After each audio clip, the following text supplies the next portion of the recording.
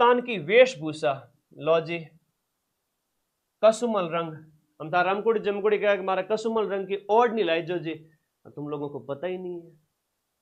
मंगाई थी कसुमल, लेके चला गया नीली पीली, है ना, तो नीले पीले हो जाओगे तुम। याद रखना कसुमल है लाल रंग, कसुमल है लाल रंग, तो कसुमल रंग है वो आपका लाल रंग है, याद कर लेना, ठीक है, ओके।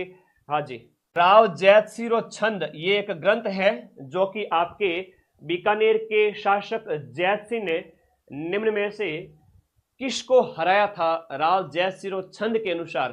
तो राव जैतसिरो जो छंद है उसमें बिट्टू सुजा कहते हैं कि कामरान को हराया था। किसको हराया था?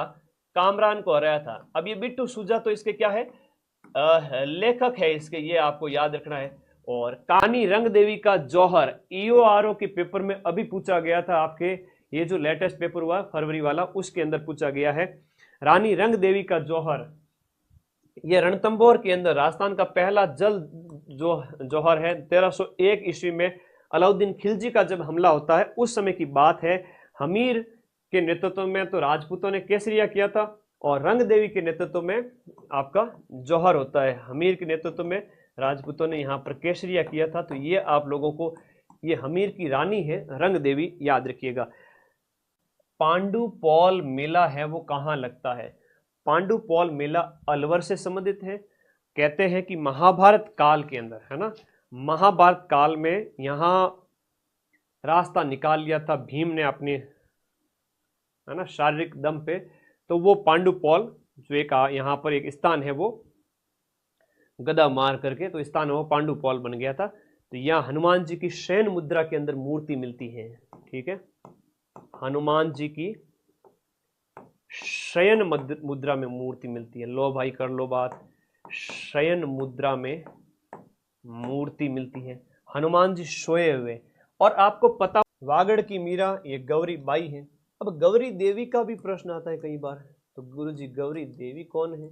गौरी देवी की हम बात करें तो गौरी देवी है वो आपके मांड गायिका, मांड गायिका, ठीक है।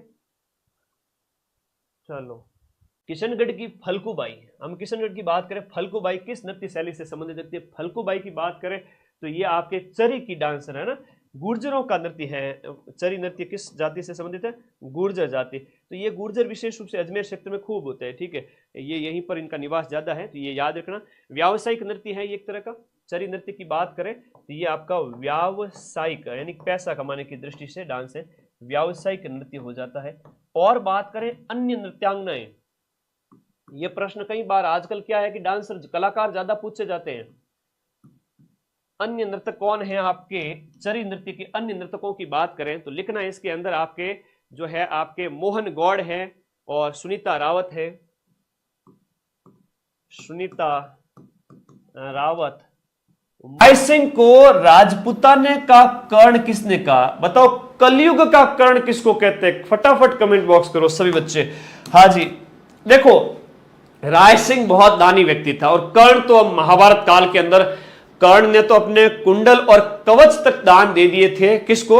अपने इंद्र को दे दिए थे, ठीक है, वो उस समय की बात है महाभारत के टाइम में। तो मुंशी देवी प्रसाद ये सबको उपाधियां देते हैं और मुंशी देवी प्रसाद ने राजपुताने का कर्ण किसको कहा है? राय सिंह को कहा है। लेकिन कलयुग का कर्ण किसको कहा है वो बताओ, कलयुग का कर्ण किसको कहते हैं?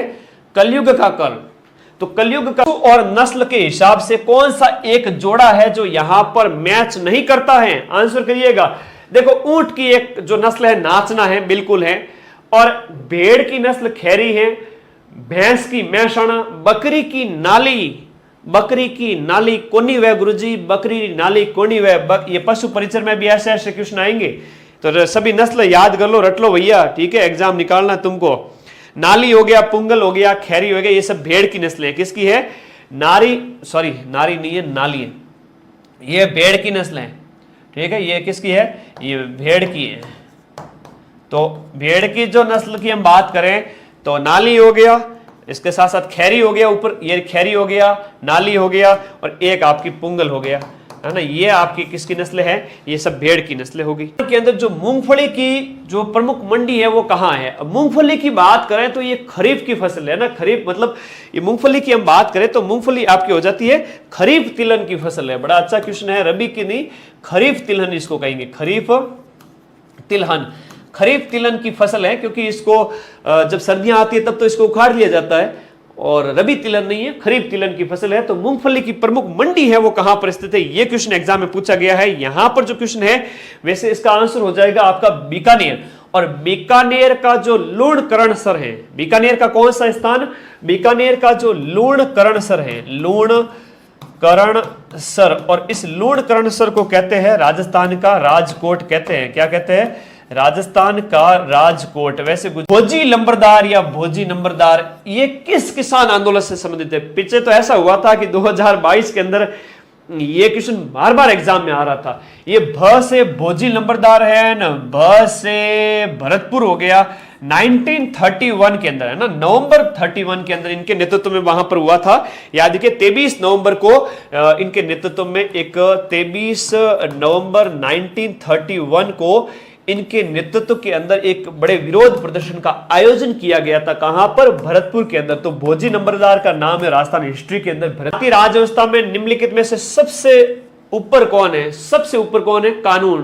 कानून का स्रोत क्या है, जो आपका संविधान, जो सबसे बड़ा कानून, सबसे ऊंचा कानून, जिसको सभी को मानना पड़ता है। तो इस वजह से यहां पर हो गया 42वें संविधान संशोधन 1976 के तहत आपके प्रस्तावना में 3 नए शब्द जोड़े गए थे। कमेंट बॉक्स में सबके आंसर आने चाहिए।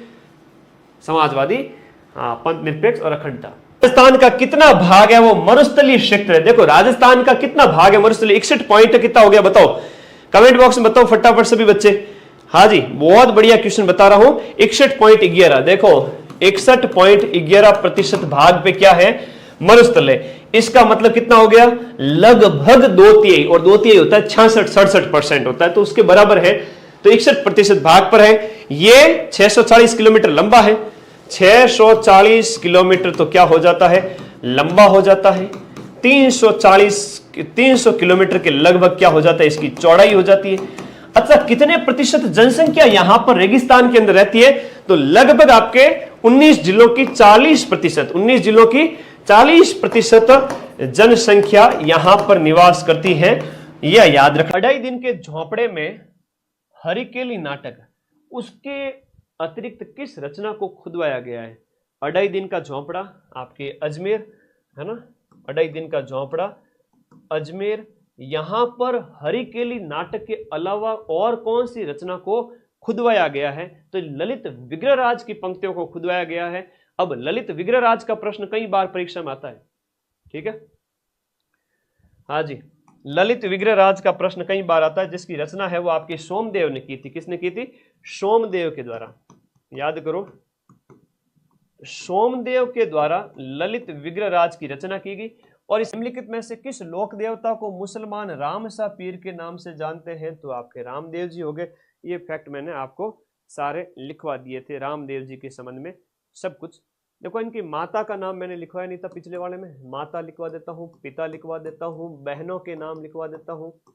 और इनके साथ साथ हम बात करें तो लिखिएगा इनके संबंध में, माता मैणा दे, माता मैणा दे। पिता का नाम अजमल जी, अजमल जी हैं। बहनें हैं वो डाली बाई, सुगना बाई है, डाली बाई है, सुगना बाई है, सुगना बाई, डाली